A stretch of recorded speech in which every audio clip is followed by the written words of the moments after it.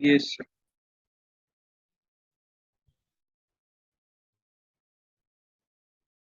तो इसमें था आपके पास एक 31 वाला जो कोऑर्डिनेशन का क्वेश्चन है, कोऑर्डिनेशन। तो कोऑर्डिनेशन में हमने पॉसिबिलिटी चेक करनी है।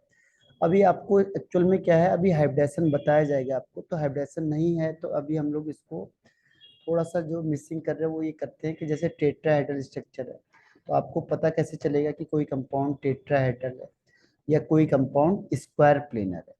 जैसे ज्योमेट्रिकल वाला है तो ज्योमेट्रिकल है जो वो टेट्राहेड्रल शो नहीं करता इन जनरल, ये टेट्राहेड्रल वाले शो नहीं करते, इसमें स्क्वायर प्लेनर करते हैं, स्क्वायर प्लेनर ज्यादातर इसे शो करते हैं। ठीक है, और ऐसी इसका अपोजिट हो जाता है ऑप्टिकल में। तो जब हमें पता चलेगा कि किसका शेप कैसा है, टेट्राहेड्रल और स्क्वायर का हम पता कैसे चलेगा। टेट्राहेड्रल में जो हाइब्रिडेशन होता है वो होता है sp3, तो अगर sp3 आएगा तो हम कहेंगे टेट्राहेड्रल है। और अगर आ गया dsp2, इसे कहेंगे स्क्वायर प्लेनर है, और दोनों का कोऑर्डिनेशन नंबर 4 होता है। इसीलिए हम देख के कई बार हम पता नहीं लगा सकते। तो जब हम क्या करेंगे, वीबीटी करेंगे या सीएफटी करेंगे, वहां से ज्यादा क्लियर हो जाता है कि किसका शेप टेट्राहेड्रल में है और किसका स्क्वायर प्लेनर। तो बस जो अगला जो हेडिंग है हमारा वही है, वो है आपका वीबीटी और सीएफटी। मेन दो ही टॉपिक अब यहाँ पे बचे हुए हैं आपके पास, उसमें स्ट्रक्चर को हम प्रेफरेंस देते हैं। और आपके पास यही तीन आते हैं बस, टेट्राहेड्रल आएगा, स्क्वायर प्लेनर आएगा, या ऑक्टाहेड्रल आता है। ऑक्टाहेड्रल का मतलब होता है जब 6 लिगेंड्स अटैच होते हैं। इसकी दोनों पॉसिबिलिटी होती है, यानी D2sp3 या sp3D2। तो ये दोनों को दोनों ऑक्टाहेड्रल में काउंट होते हैं, तो टोटल इसका कोऑर्डिनेशन नंबर आता है 6। तो मेन आपके पास यही तीन कंपाउंड डिस्कशन ज्यादा करते हैं हम लोग। ठीक है, तो या तो 6 होगा या 4 होगा। जैसे यहाँ पे देखो कोऑर्डिनेशन नंबर 4 है, कोऑर्डिनेशन नंबर 4 हो जाएगा। देखो 3 + 1 4, 3 और 3 6, ये इसका 2 होता है, 2 2 जा 4 + 2 6, इसका 3 2 जा 6, तो इसका कोऑर्डिनेशन नंबर 6 होता है।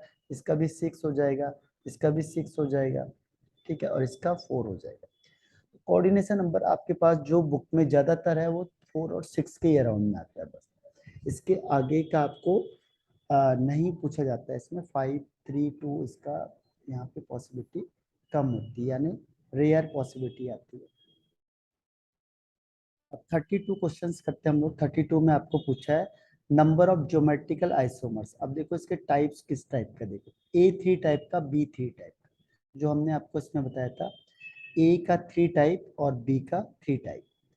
क्यों? क्योंकि ए तीन एक जैसे और बी तीनों एक जैसे, तो इसकी पॉसिबिलिटी कितनी होगी? ठीक है, तो इसकी पॉसिबिलिटी कितनी होगी? इसकी पॉसिबिलिटी यहाँ पे 0 होगी। ठीक है, तो सॉरी, ये आपका 0 नहीं, 2 होगी। इसमें एक स्पेशल नाम देते हैं हम इसे। अगर आपके पास इस तरीके का आता है, एक स्पेशल नाम दिया जाता है, उसे कहते हैं फेशियल और मेरिडोनियल। फेशियल और मेरिडोनल टाइप का आता है, ये बहुत इंपॉर्टेंट भी है। फेशियल और मेरिडोनल का पता कैसे चलता है? जब तीनों एक जैसे होते हैं यहाँ पे, तो हम क्या करते हैं, एक यहाँ पे दिखा दिया, एक यहाँ दिखा दिया दूसरा, और तीसरा हम कहाँ पे दिखा देंगे इसको, इधर की साइड। तो ये तीनों के तीनों एक साइड में आ गए, इसे कहते हैं फेशियल। ये वाला कौन सा टाइप आता है? फेशियल। इस तरीके से जब हम बनाते हैं। दूसरा NH3 हो गया, NH3 भी सेम ऐसे दिखेगा, एक NH3, दूसरा NH3, दो NH3 ऐसे दिख गया आपको, और तीसरा यहाँ दिख जाएगा। तो ये फेशियल है, तीनों एक साइड आते हैं, तो इसको हम सिस नहीं कहते हैं यहाँ पे, इसको हम यहाँ पे कहते हैं फेशियल। फेशियल का मतलब ये तीन एक साइड हो गए और ये तीन एक साइड हो गए। इस जो ज्योमेट्री है इसे कहते हैं फेशियल, FAC, फेशियल।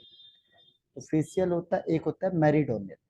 मेरिडोनल में क्या होता है, ये यहाँ से एक, यहाँ से शिफ्ट होके इधर कहीं आ जाएगा, ये यहाँ से शिफ्ट होके इधर चला जाता है कहीं पे, तो ये आपका मेरिडोनल में अलग आ जाता है। तो ये जो सिस टाइप में नहीं होगा, जैसे NH3 यहाँ पे ऊपर आ गया, अब एक NH3 यहाँ पे आ गया, तो दोनों अपोजिट डायरेक्शन में चले गए। एक NH3 यहीं पे रहेगा, और इसके अलावा यहाँ पे NO2 ग्रुप आ जाता है। NO2 उधर चला गया, तो ये आपको एक हिसाब से कहेंगे ट्रांस, लेकिन यहाँ पे हम इसको ट्रांस वर्ड यूज नहीं करते, इसकी जगह पे हम इसे यूज करते हैं मेरिडोनल यानी मर। तो ये हो गया फेस आइसोमर और एक इसे कहते हैं मर आइसोमर। ठीक है, ये बहुत ज्यादा है, एनसीईआरटी में भी लिखा हुआ है काफी, मेरिडोनियल और फेसियल। तो ये दोनों के दोनों आइसोमर यहाँ पे करते हैं, तो दो आइसोमर यहाँ पे शो होते हैं। तो किस टाइप में आता है, ये आता है A3B3 टाइप में, तो ये हमने पहले भी डिस्कस किया होता है। तो टाइप हमें पहचानना पड़ेगा। ठीक है, तो इसका आंसर हो जाएगा 2 आंसर। और इसके बाद आता है 33 क्वेश्चन। 33 में हमारे पास क्वेश्चन जो है आपका ये है 33 में, number of geometrical isomer for this one. अब ज्योमेट्रिकल आइसोमरिज्म में आपको ये पहचानना पड़ेगा ये कंपाउंड किस टाइप का। ठीक है, तो अगर अब देखो ये कोऑर्डिनेशन नंबर इसका 4 हो गया, कोऑर्डिनेशन नंबर 4 है, कैसे पता चला 4 है, क्योंकि इसमें 4 लिगेंड्स अटैच है, 2 + 2 4। तो अब जो ज्योमेट्रिकल आइसोमरिज्म होता है, इसमें जो अगर टेट्राहेड्रल स्ट्रक्चर आया तो टेट्राहेड्रल का तो 0 हो जाएगा। टेट्राहेड्रल अगर आता है तो हमें पहचानना पड़ेगा टेट्राहेड्रल का 0, लेकिन यहाँ पे 0 कोई ऑप्शन है नहीं। इसका मतलब अभी हमें पता चलेगा कि टेट्राहेड्रल में नहीं आएगा, ये आएगा square planar. Square planar, square planar में अगर हम इसे करके देखते हैं, तो स्क्वायर प्लेनर में देखते हैं एक बार करके कि क्या आता है इसका।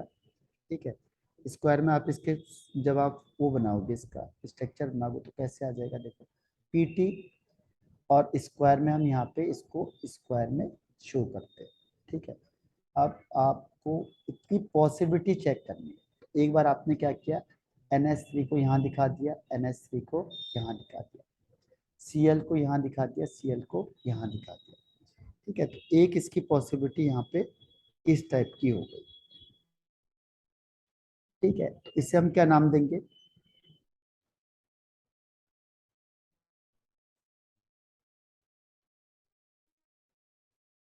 Yes sir. इसको क्या नाम देंगे हम,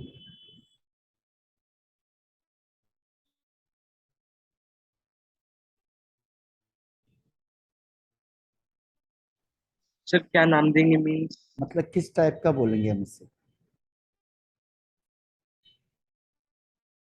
एक होता है ना सिस ट्रांस, जैसे सर ज्योमेट्रिकल में क्या होता है, ज्योमेट्रिकल में होते हैं या तो सिस होगा या ट्रांस होगा, तो ये किस कैटेगरी में आएगा। सर ये सिस में आएगा। हाँ, ये सिस हो जाएगा। ठीक है, और इसका अपोजिट ट्रांस कैसे बनाएंगे हम, उसको अपोजिट में एक किसी को भी अपोजिट में ले जाओ, जैसे NH3 को यहाँ रहने दो एक को, और एक NH3 अपोजिट में ले जाओ। ठीक है, और एक Cl यहाँ रहेगा, एक इसके अपोजिट में रहेगा, एक बनेगा आपका सिस और एक बनेगा आपका ट्रांस। ठीक, तो सिस और ट्रांस इसकी दो ही यस सर। पॉसिबिलिटी, इसलिए इसका आंसर क्या हो जाएगा, दो ही पॉसिबिलिटी होगी, तो क्या आंसर हो जाएगा इसका, D आंसर हो जाएगा। ठीक है, नंबर ऑफ ज्योमेट्रिकल आइसोमेरिज्म कितने होंगे, तो दो ही हो सकते हैं, सिस और ट्रांस का, इसके अलावा हमारे पास और कोई पॉसिबिलिटी नहीं है। ठीक, तो ज्योमेट्रिकल का आंसर हो यस गया सर। हमारे पास। अब आते हैं हम लोग नेक्स्ट क्वेश्चन पे, फिर आ गया वही क्वेश्चन, देखो सेम यही क्वेश्चन रिपीट हो गया दोबारा 54 वाले में। ठीक है, तो 54 का आंसर क्या होगा, number of geometrical isomerism for PT। जब भी देखो अगर ये PT वाला आता है, सर ऑप्शन ए हो जाएगा। हाँ, तो जो PT हैगा यानी कि जो 3D को छोड़ के जो 4D और 5D में आता है जनरली, तो ये आपको याद रखना है, जो 4D और 5D वाले कंपाउंड अगर ये बनाते हैं तो ये टेट्राहेड्रल नहीं बनाएंगे बल्कि स्क्वायर बनाएंगे। थोड़ा सा आपको ये अभी आपको आगे जब हम बताएंगे तो ये आपको आएगा समझ में। तो स्क्वायर वाला बनाता है, तो इसका आंसर क्या हो जाएगा 54 का, ए आंसर हो जाएगा, एक बनाएगा सिस एक बनाएगा ट्रांस। अब क्वेश्चन नंबर आते हैं 55 पे। 55 को कह रहा है कि मैक्सिमम नंबर ऑफ आइसोमर इनमें से कौन शो करेगा, तो मैक्सिमम वही शो करेगा जो क्या हो सकता है लीग। देखो पहले आपको चेक करना है कोऑर्डिनेशन नंबर, तो कोऑर्डिनेशन नंबर इसका कितना है, देखो ये बाइडेंटेट होता है तो इसका 2 हो जाएगा, और ये भी बाइडेंटेट होता है तो 2 इंटू 2 हो जाएगा, तो 2 इंटू 2 मतलब 4 और 4 प्लस 2 यानी 6, तो इसका कोऑर्डिनेशन नंबर 6, आपको सबका 6 ही दिखेगा। देखो NH3 का 4 होता है, इसका 2, 4 प्लस 2 6, यहाँ पे इसके 4 इसका 2, तो 4 एंड 2 6, और यहाँ पे भी 4 एंड 2 6, तो सबका कोऑर्डिनेशन नंबर 6 होता है। एक चीज क्लियर है कि कोऑर्डिनेशन नंबर 6 का मतलब सब ऑक्टाहेड्रल में काउंट होंगे। अब वैरायटी आती है, कौन किस वैरायटी का, कौन किस वैरायटी का, तो इसमें कौन एक जो एडवांटेज ले लेगा ज्यादा, तो एडवांटेज कौन ले लेगा ज्यादा, यहाँ पे एक सर लिंकेज वाला। हाँ, ये लिंकेज वाला SCN आता है, उसमें लिंकेज की वजह से एक ज्यादा शो कर सकता है औरों के कंपैरिजन में। ज्यादातर जो कंपाउंड है पॉसिबिलिटी है वो किसकी है, C की है। औरों की तरह तो शो करेगा लेकिन और लिंकेज नहीं करेंगे, ये वाला लिंकेज करेगा क्योंकि एम्बिडेंटेड लिगेंड्स की वजह से, इसे कहते हैं एम्बिडेंटेड लिगेंड्स, जिसमें दो होता, ये मोनोडेंटेट है लेकिन इसमें 2 डोनर साइट होते हैं, एक होता है S की तरह भी कर सकता है और दूसरा N से भी ये CR को इलेक्ट्रॉन पेयर दे सकता है, तो इसके 2 ये बढ़ गए, 2 प्लस होगा, तो जितना आएगा आंसर उसमें 2 प्लस ऐड हो जाएगा, तो इसलिए इसका आंसर C हो जाएगा। क्वेश्चन नंबर 56, देखो कोऑर्डिनेशन नंबर बहुत आसान है निकालना, 5 प्लस 1 6, 4 प्लस 2 6, 3 प्लस 3 6, 4 प्लस 2 6, तो सबका कोऑर्डिनेशन नंबर क्या आएगा, सेम आएगा, क्योंकि जब हम कंपैरिजन करते हैं तो जनरली हम लोग क्या करते हैं, आ, इसी तरीके का कंपैरिजन करते हैं। तो अब हमें निकालना है कि which one of the following octahedral complexes will not show geometrical isomerism, geometrical isomerism इनमें से कौन सा शो नहीं करेगा, तो इसका आंसर हो जाएगा फर्स्ट वाला, ठीक है, ये वाला।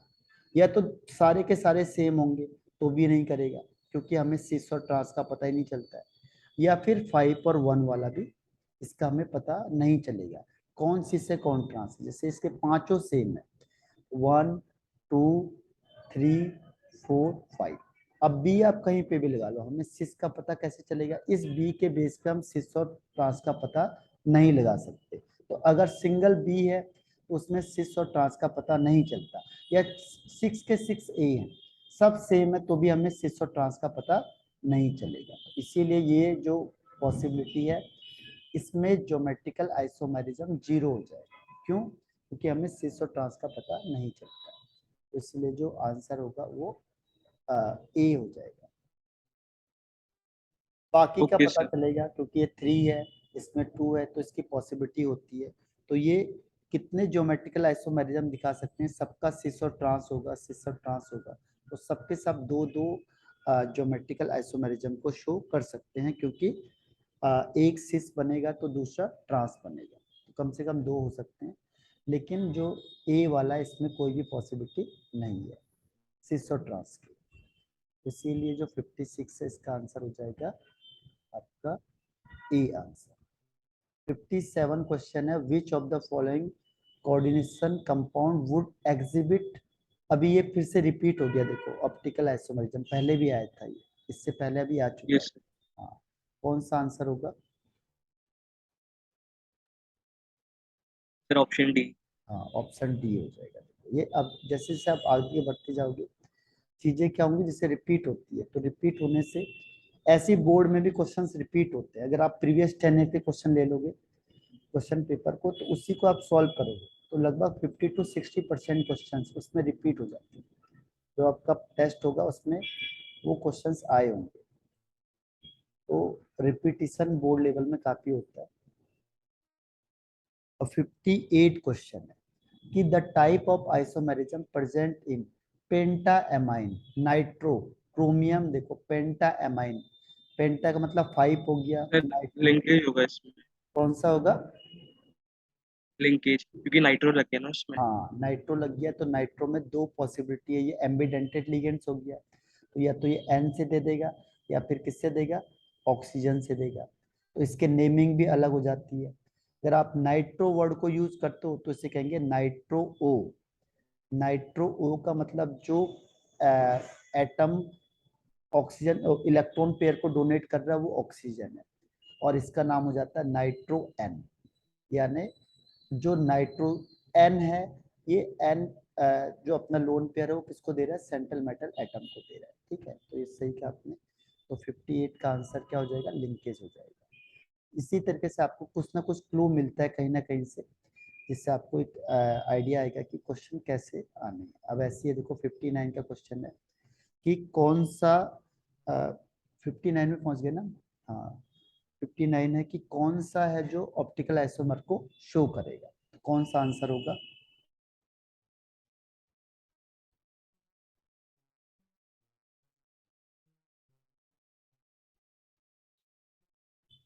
इसका आंसर हो जाएगा, देखो ये सारे सेम वाले, तो सेम वाले की सिस और इसमें क्या होगा, इसमें आप क्या नहीं कर सकते, वो नहीं कर सकते क्या, सुपर इम्पोजेबल, ये सारे एक दूसरे के सुपर इम्पोजेबल होंगे। क्यों, क्योंकि आप सी एन रख दो, अब सी एन रखोगे आप मिरर इमेज में देखो, तो मिरर इमेज में क्या होगा, आपको एक जैसा दिखेगा ना सर।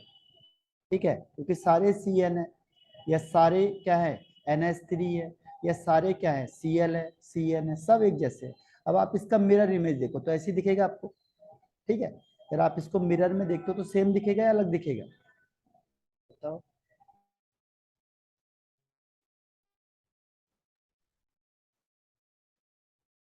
आवाज आ रही है मेरी। Yes sir. हाँ, अगर आप इसको मिरर में देखते हो तो बताओ इसी के सेम दिखेगा या अलग दिखेगा। सर सेम दिखेगा। हाँ, इसीलिए इसमें देखो सब में सेम होता है, इन तीनों में एक जैसा दिखेगा। अब इसमें क्यों नहीं दिखेगा, अलग दिखेगा, ये होता है बाइडेंटेट। बाइडेंटेट में क्या होगा, बाइडेंटेट के तरीके हैं अलग निकालने के। बाइडेंटेट में क्या होगा, यहाँ पे एक बाइडेंटेट ऐसे बन जाएगा C2O4। बाइडेंटेट में हम ऐसे दिखा सकते हैं, एक ये वाला हो गया, दूसरा इधर से दिखा सकते हैं, देखो ये हो गया आपका C2O4, इस तरीके से, सॉरी C2O4 यहाँ पे दिखा दो। ठीक, और तीसरा यहाँ पे दिखा सकते हैं, तीसरा ये ऐसे हो जाएगा C2O4। अब अगर हम इसका क्या दिखाते हैं, अगर हम इसको मिरर इमेज में दिखाते हैं तो क्या इसी की तरह दिखेगा या अलग दिखेगा। अब क्या हुआ देखो, ये फ्रंट में चला गया 1, ये फ्रंट में चला गया 1, और ये बैक में चला गया।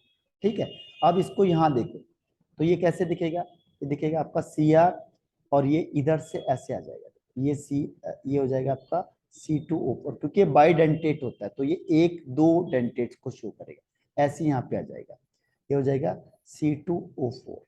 और तीसरा ये पीछे दिखेगा। अब अगर आप इसको क्या करते हो, एक दूसरे के ऊपर ओवरलैप करते हो, तो क्या ये एक दूसरे को ओवरलैप करेंगे।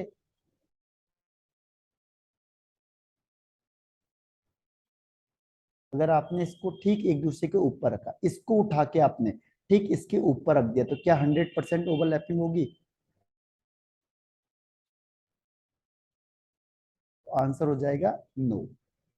क्यों नहीं होगी, देखो इसका 3 पार्ट है और इसका 1 है, ये एक दूसरे से क्या है, बिल्कुल अलग है। ठीक है, इसका 1 कहाँ है, इसका 1 अलग है, तो जब आप इसके ऊपर से रखोगे इसे 1 तो 1 इधर चला जाएगा। ये इसका 2 पार्ट है, 2 पार्ट इसके ऊपर रखोगे तो यहाँ चला जाएगा। ये इसका 3 पार्ट है, 3 पार्ट कहाँ चला जाएगा, यहाँ, इसका ठीक अपोजिट हो जाएगा। तो ये सुपर इम्पोजिबल नहीं होगा। तो जो भी सुपर इम्पोजिबल नहीं होते हैं वो ऑप्टिकल एक्टिव कंपाउंड होते हैं। तो जो भी सुपर इम्पोजिबल नहीं है वो कैसे होते हैं, ऑप्टिकल एक्टिव होते हैं। तो ये एक दूसरे के सुपर इम्पोजिबल नहीं है, इसीलिए केवल और केवल कौन सा आंसर होगा, बी वाला, क्योंकि ये बाइडेंटेट है, इसकी वजह से ये आंसर चेंज हो गया। ये सब क्या है, मोनोडेंटेट है, तो मोनोडेंटेट में ऐसा पॉसिबल नहीं होता, इसीलिए इसका आंसर क्या हो जाएगा, बी आंसर हो जाएगा। समझ में आया।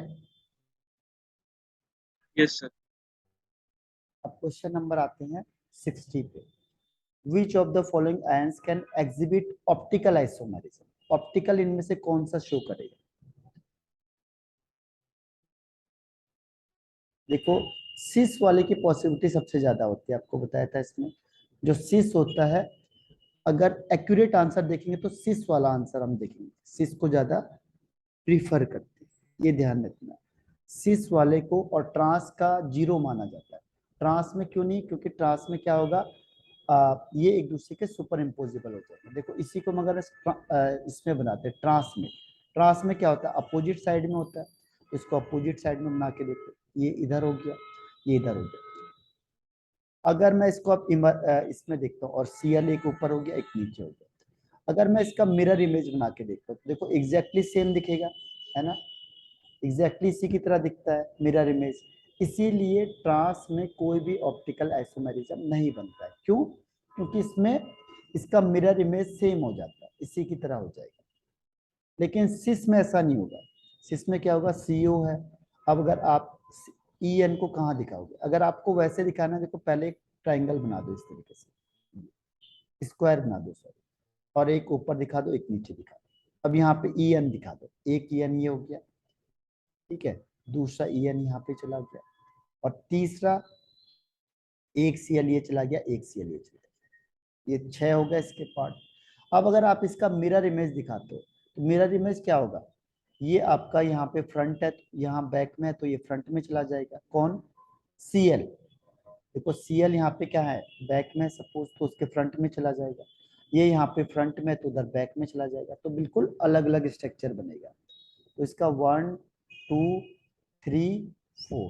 अब इसमें क्या होगा, इसमें जो आप इसका स्ट्रक्चर बनाओगे तो इसमें इसका मिरर इमेज कैसे बनेगा, इसमें जो आपका 1 2 है वो पीछे चले जाएगा, देखो CO।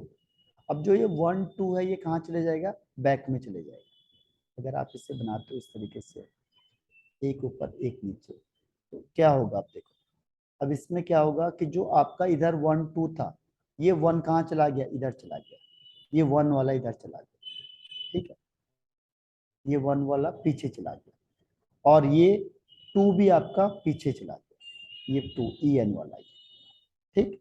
और 3 4 कहाँ चला गया, स्टार्टिंग में आ गया। अब क्या होगा, आप इसको करोगे तो अब क्या होगा, 3 और 4 यहाँ चलेगा। अब इसे ओवरलैप कराओ, ओवरलैप कराने से क्या होगा, 3 किसको कन्वर्ट करेगा, 1 को, तो कंप्लीटली ओवरलैप नहीं कर पाएगा। 4 कहाँ आ जाएगा, 2 की पोजीशन में आ जाएगा, तो 4 इसको ओवरलैप नहीं कर पाएगा। 1 किसके ऊपर चले जाएगा, 3 के, तो 3 को ओवरलैप नहीं कर पाएगा।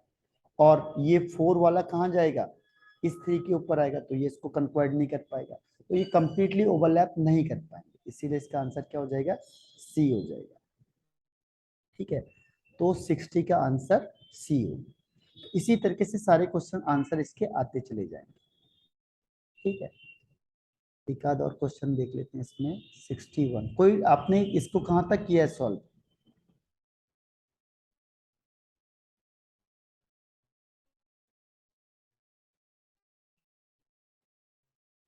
सिक्सटी वन का क्या हो सकता है, कोऑर्डिनेशन को तो पहचानना आसान है, कोऑर्डिनेशन को पहचानना आसान है, तो बताओ कोऑर्डिनेशन को कैसे पहचानेंगे? फर्स्ट वाला जिसमें दो, यस सर, ऑप्शन ए। हाँ ऑप्शन ए, देखो ये अलग है ये अलग है, तो ये एक्सचेंज कर सकते हैं, अपने लिगेंड को क्या करेंगे, एक्सचेंज करके अलग दूसरा बना सकते हैं। तो कोऑर्डिनेशन को पहचानना आसान है, बिल्कुल से आप देखोगे इसको कि कोऑर्डिनेशन आइसोमेरिज्म आराम से पहचाना जाएगा। और ये भी 62 वाला भी आसानी से पहचान सकते हैं। सर इसमें ऑप्शन सी होगा। हाँ ऑप्शन सी, इसमें लिंकेज हो गया, NO2 और ONO, तो अलग अलग हो गए, तो आप लिंकेज बता दोगे। अभी हमने बोला था कोऑर्डिनेशन आइसोमेरिज्म में क्या करते हैं हम लोग, इंटरचेंज करते हैं लिगेंड्स बिटवीन, किसमें इंटरचेंज करेंगे,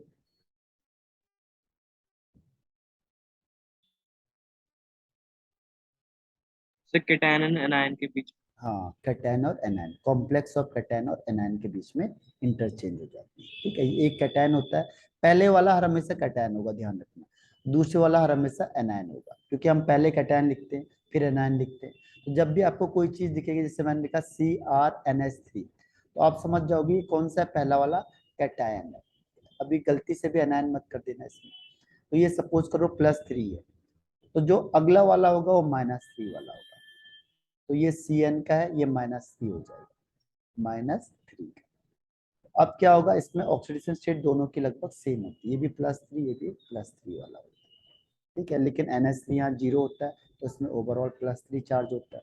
यहाँ पे CN -1 होता है, तो -1 × 6 करेंगे तो ये -6 हो जाएगा, तो -6 और +3 हो जाएगा -3 आंसर। तो पहले वाला प्लस, दूसरा वाला माइनस का, ठीक है। तो इसमें इंटरचेंज होता है, एक प्लस वाला कैटायन में और दूसरा माइनस वाला कॉम्प्लेक्स एनायन। तो इसका आंसर बी हो जाएगा।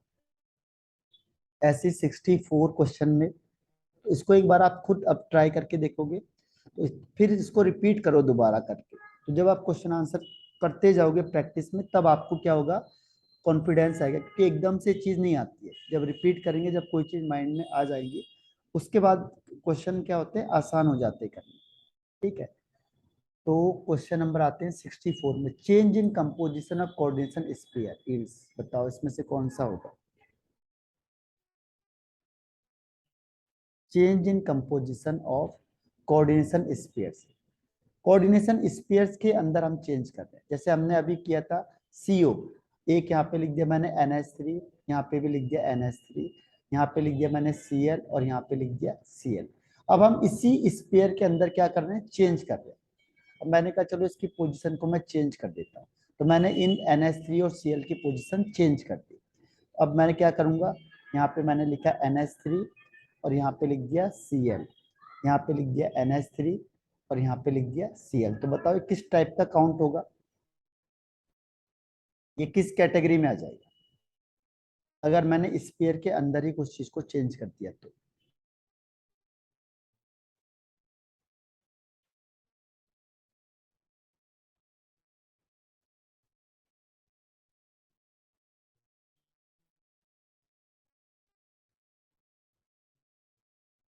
स्पेयर में है आपका change in the composition of coordination spheres yield with the. अच्छा, इसमें ये भी हो सकता है आयोनाइजेशन ही है इसका आंसर। ठीक है, आयोनाइजेशन में क्या होता है, आयंस में चेंज कर दो आप। जैसे मैंने कहा CO, और यहाँ पे लिखा मैंने NH3, और इसके बाद यहाँ पे लिख दिया Cl3, और बाहर बना दिया SO4। तो यहाँ पे कोऑर्डिनेशन स्फीयर के अंदर कौन माना जाएगा, Cl माना जाएगा। और इसके बाद मैंने क्या किया, इसको भी, इसको या तो Br कर दो, Br3 कर दो। अब क्या हुआ, दूसरा कोऑर्डिनेशन स्फीयर में NH3। अब आपके पास, अब Br3 को क्या करो, अंदर ले आओ। कोऑर्डिनेशन स्फीयर के अंदर किसको ले आएंगे, Br3 को, और Cl को बाहर कर देंगे। ठीक है, तो पहली बार में आपको कौन से आयंस मिलेंगे, पहली बार में मुझे आयंस मिलेंगे किसके, Br के आयंस मिलेंगे। दूसरी बार में मुझे किसके आयंस मिलेंगे, Cl के आयंस मिलेंगे। ठीक है, तो ये कोऑर्डिनेशन स्पेयर कह रहा है। कोऑर्डिनेशन स्पेयर मतलब इस स्पेयर के बीच में, इस स्पेयर के बीच में अगर मैंने कोई चेंज किया है तो।